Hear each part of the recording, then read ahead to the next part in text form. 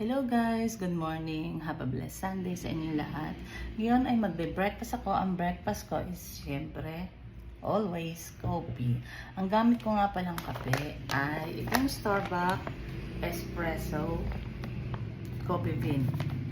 Bale, pinapagiling ko na siya sa Starbucks pag bumibili ako or ginigiling namin dito sa house. Ang favorite kong kape is Starbucks breakfast blend, pero maiba naman, 'di ba? This is Starbucks espresso blend.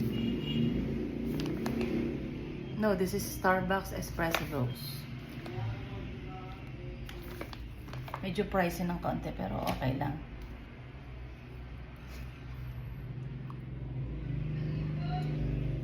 And of course, toast. Butter toast.